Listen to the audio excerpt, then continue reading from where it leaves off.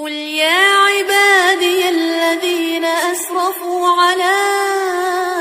أنفسهم لا تقنطوا من رحمة الله إن الله يغفر الذنوب جميعا إنه هو الغفور الرحيم وأنيبوا إلى ربكم وأسلموا له من قبل أن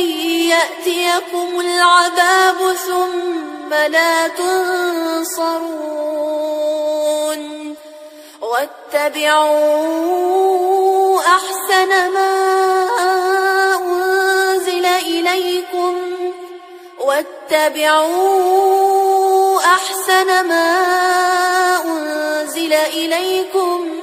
من ربكم من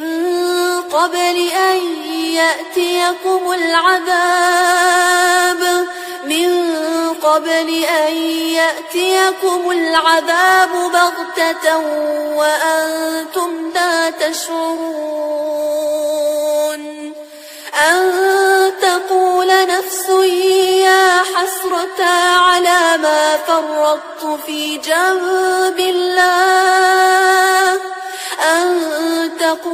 نفس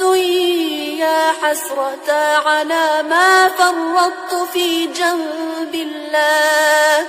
وإن كنت لمن الساخرين أو تقول لو أن الله هداني لكنت من المتقين أو تقول حين ترى العذاب لو أن لي كرة فأكون من المحسنين بلى قد جاءتك آياتي فكذبت بها واستكبرت وكنت من الكافرين ويوم القيامة ترى الذين كذبوا على الله وجوههم مسودة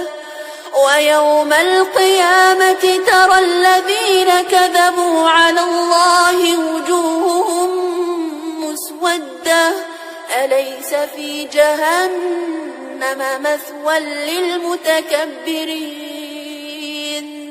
وينجي الله الذين اتقوا بمفازتهم لا يمسهم السوء ولا هم يحزنون